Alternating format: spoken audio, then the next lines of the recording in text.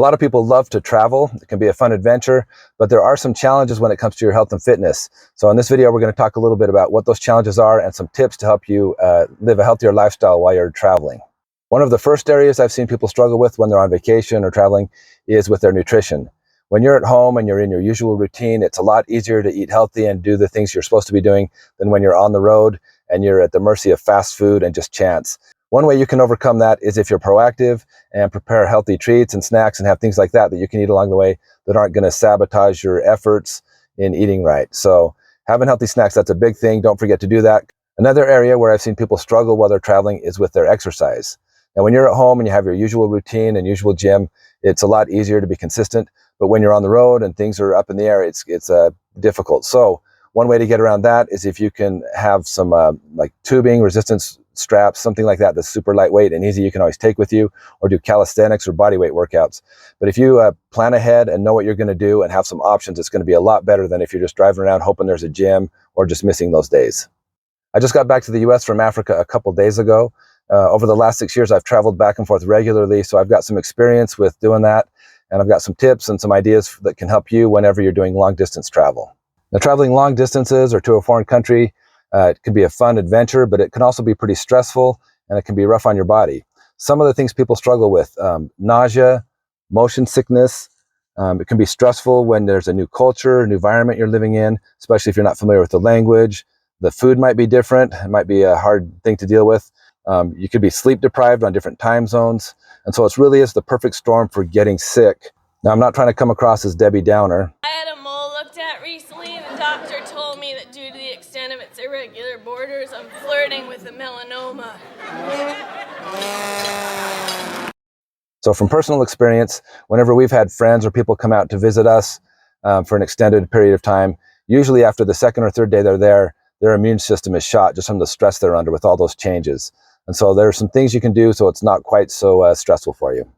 The first thing is with the actual flight.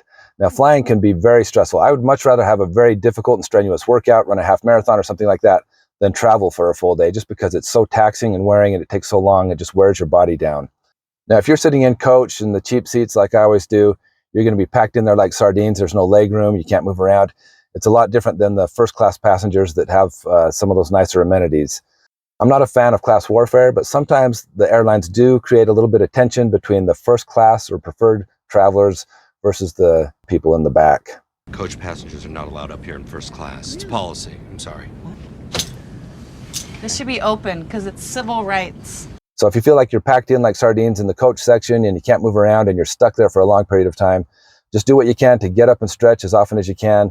Use the restroom, move around. The more stationary you are, the more taxing that is on your body. I remember many years ago, I sprained my ankle really bad before a long trip. And so I had over 24 hours of travel where I was just seated and couldn't move. Here's a picture of my ankle by the time I got there. This is obviously not an ideal situation when you can't elevate an injured extremity. So try and get up and move around as often as you can. Again, taking into account the respect for your fellow passengers. Oh, that feels good. Oh, God, I'm telling you. My dogs are barking today. Oh. Another thing I like to do if I'm going to be on a very long flight is to use compression socks. I'll put those on before I board, and it can make a difference in the swelling and the edema and the fluids pooling in your feet and legs. So that's one thing that can help recover a little bit quicker. Another thing that can be a difficulty is jet lag. Now, depending how far you travel, it could be a minor inconvenience or a huge difficulty if it's a 12-hour difference from your usual time. So one thing I've struggled with when it comes to jet lag is keeping track in your mind of what time your body thinks it is and doing that for 7 to 10 days. Instead, I would just say dive in with both feet. Just try to embrace the new time zone you're in. It's going to be rough the first little bit, but if you can just quickly try and switch over to that, it'll be a smoother transition than if you're reminding yourself for 2 weeks that your body's not adjusted to that. So when you're traveling, and especially for long distances, it can be stressful on your body and immune system, but there are some things you can do to minimize that.